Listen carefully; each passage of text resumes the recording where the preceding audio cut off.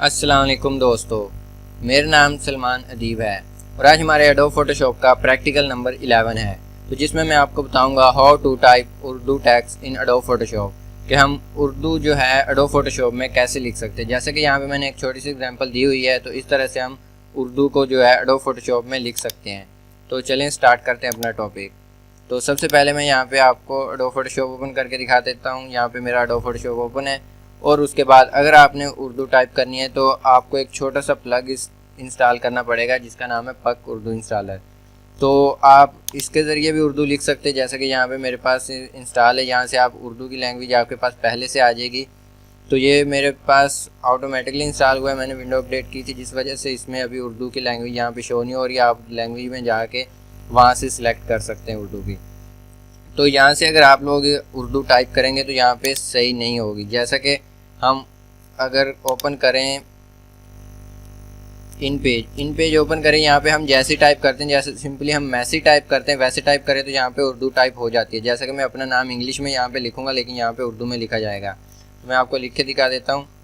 तो यहाँ पे मैं लिखता हूँ सलमान, उसके बाद लिखता हूँ स्पेस, उसके बाद अदीब। तो ये देखिए, अगर यही हम काम उसमें करते हैं एडोब फोटोशॉप में वो सॉफ्टवेयर के ज़रिए तो हमें बहुत देर लग जाती है। इसलिए मैं चाहता हूँ कि आप ये वाला सॉफ्टवेयर इस्तेमाल करें जिसमें आप आसानी के साथ इसमें उर्दू टाइप कर सकते हैं, जैसे कि मैंने अभी किया। तो आपने करना क्या है कि इसको टाइप किया, टाइप करने के बाद इसका जो है साइज़ सबसे बड़ा कर लिया। जितना आपने टेक्स्ट लिखा है उसका साइज़ जो अपने अंदाजे से बड़ा कर लें। तो जैसे कि इतना बड़ा काफ़ी है, इससे भी बड़ा हो सकता है। आप यहाँ पे टेक्स्ट की जो है वैल्यू दे दें तो वो खुद ब खुद बड़ा हो जाएगा। उसके बाद आपने 2 स्पेस नीचे चले जाना है। ये जो कर्सर है, कर्सर इसके अंदर ना आए। उसके बाद आपने यहाँ पे स्टार्ट मेन्यू में आके सर्च करना है स्नीपिंग टूल। तो स्नीपिंग टूल हर सिस्टम में अवेलेबल होता है, हर विंडो में होता है। तो आपने यहाँ से इसको सर्च करके ओपन कर लेना है। ओपन करने के बाद आपने सिंपली इस पर न्यू पे क्लिक करना है। न्यू पे क्लिक करने के बाद आपने इसका ले लेना है स्क्रीनशॉट। तो अगर आप कोई स्क्रीनशॉट लेने के लिए कोई सॉफ्टवेयर इस्तेमाल करते हैं तो आप सॉफ्टवेयर के ज़रिए भी ले सकते हैं। उसके बाद मैं यहाँ से इसको सेव कर देता हूँ।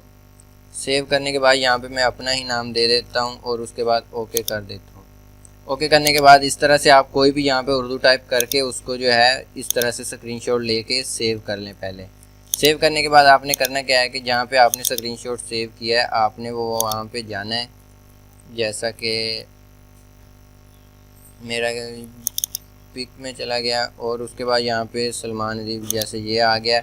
उसके बाद इसको मैं ओपन कर लेता हूँ एडोब फोटोशॉप में। एडोब फोटोशॉप में ओपन करने के बाद इसको बड़ा कर देते हैं और अभी ये इसके पिक्सल ख़राब हो रहे हैं। जैसे ही आप इंटर करोगे इसके जो पिक्सल ठीक हो जाएंगे। तो इस तरह से आपने इसको ला के उसके बाद आपको मैं दिखा देता हूँ। यहाँ पे हमारे पास बैकग्राउंड में जो एक कलर दे के दिखाता हूँ आपको। यहाँ पे मेरे पास जो बैकग्राउंड इसका वाइट आया है। तो जब किसी टेक्स्ट का एक जैसा बैकग्राउंड आए तो उसको रिमूव करना बहुत ज़्यादा आसान होता है।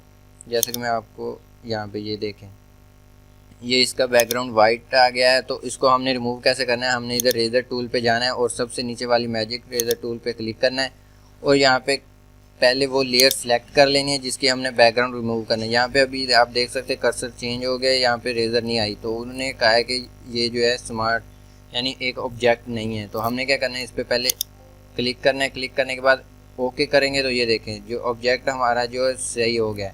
तो अब हम इसको जो है इस पर वर्क कर सकते हैं। तो हम जैसे इस पर क्लिक करेंगे तो ये देखें ऑटोमेटिकली ये रिमूव हो गया। रिमूव होने के बाद इसके जो साइडें हल्की हल्की वाइट है उसको भी रिमूव करने का तरीका है। आप यहाँ पे कंट्रोल क्लिक करके जैसे इसको जो है क्लिक करेंगे तो आपके यहाँ पे सिलेक्शन आ जाएगी। सिलेक्शन आने के बाद आपने जाना है सिलेक्शन में जाना है। सिलेक्शन में जाने के बाद मॉडिफाई में जाने के बाद ये जो आखिरी ऑप्शन है शिफ्ट F6 जो है इसकी शॉर्ट की है, इसको क्लिक करना है। यहाँ पे हमने 2 लिख देना है। यहाँ पे 2 लिखने के बाद हमने ओके कर देना है। ओके करने के बाद यहाँ पे जो इसके वाइट साइडों पे था उसको रिमूव करना है। तो मैं यहाँ पे पहले आपको दिखा देता हूँ। जैसे ये काम हो जाए उसके बाद आपने करना है कंट्रोल शिफ्ट आई। जैसे कंट्रोल शिफ्ट आई करेंगे ये यहाँ सिलेक्शन जो है आपकी साइडों पर आ जाएगी। साइडों के आने वजह से आप इसको जूम करके देखें इसकी जो वाइट जगह, अब आपने आहिस्ता आहिस्ता डिलीट का बटन प्रेस करना है। जैसे ये देखें डिलीट का बटन आप प्रेस कर रहे हैं, जो वाइट जगह साइडों वाली है वो ख़त्म हो रही है। तो आपने कंट्रोल 0 करके इसको फिट कर लेना है और कंट्रोल D से सिलेक्शन ख़त्म कर देनी। अब हमारी वाइट जगह जो बहुत कम रहेगी, यानी कि ना होने के बराबर, आपने अपनी मर्ज़ी से इसकी सेटिंग कर लेनी है। उसके बाद अगर यहाँ पे जो इस तरह से आ रहा है, आपने इसका कलर वगैरह चेंज करना है, तो आपने वही काम करना है कि इसकी जो है लेयर पे आके कंट्रोल दबा के सिलेक्शन दे लेनी है। इसको क्लिक करके सिलेक्शन देने के बाद आपने कोई भी कलर ले लेना है, जैसे कि मैं यहाँ पे कलर वो पेंट वगैरह सेलेक्ट कर लेता हूँ और इसको जो है कलर दे देता हूँ। इसी वाला कलर दे दिया मैंने जो इसके बैकग्राउंड में अभी हमने दिया है। उसके बाद कंट्रोल डी से सिलेक्शन ख़त्म। उसके बाद हमने क्या करना है, इस पर डबल क्लिक करना है। जैसे कि मैंने पिछली वीडियो में आपको बताया था कि किसी भी टेक्स्ट पे जो है हम इफेक्ट अप्लाई कैसे करते, तो इसी तरह हमने इस पर भी अप्लाई करके मैं आपको दिखाता हूँ यहाँ पे कैसा लगता है। तो यहाँ पे ब्लैक कलर सेलेक्ट कर दिया और उसके बाद इसकी जो है सेटिंग कर ले। आप अपनी मर्ज़ी से मॉडिफाई वगैरह इसको कर सकते हैं। तो ये सिर्फ मैंने एक ही इफेक्ट अप्लाई किया बैकग्राउंड वाला, यानी इसका शेडो वाला। तो आप देखें बिल्कुल सही समझ आ रही है। तो आप इस तरह से इसमें कलर भी कर सकते हैं, इसको मॉडिफाई कर सकते हैं हर तरह से। और जो दूसरे मैंने ऑटोमेटिक इसमें बताए थे आपको, वो भी इस पर अप्लाई हो जाएंगे। ये देखें ऑटोमेटिक जहाँ पे बने बनाए आप इस पर सिलेक्ट करें, ये देखें ये खुद ब खुद चेंज होता जाएगा। तो इस तरह से आप जो है इसके जो है इफ़ेक्ट अप्लाई कर सकते हैं। इफ़ेक्ट अप्लाई करने के साथ साथ इसमें आप जो इसे मॉडिफाई कर सकते हैं, अपनी मर्ज़ी से टेक्स्ट यहाँ पे बना सकते हैं। तो उर्दू कैसे लिखते हैं वो मेरा आज का काम था बताना आपको। तो उर्दू लिखने का ये सबसे आसान तरीका है और अच्छा भी है। अगर आप वैसे लिखेंगे प्लग इंस्टॉल करके तो आपको बहुत देर लग जाएगी टाइप करने में। तो इससे अच्छा ये है कि आप इन पेज आपको आता होगा, टाइप करना आता होगा, आपने इन पेज में जाने वहाँ पे अपना टेक्स्ट टाइप करना है और स्क्रीनशॉट ले लेना है। तो इसी तरह से आप इसको जो है इसमें ला के अपनी मर्ज़ी से जो पिक के ऊपर जो अपने नाम वगैरह लिखे होते हैं वो इस उर्दू में, या कोई पोइट्री लिखी होती है वो इसी तरह से लोग लिखते हैं, आप भी इस तरह से अपनी पिक के ऊपर कुछ भी लिख सकते हैं।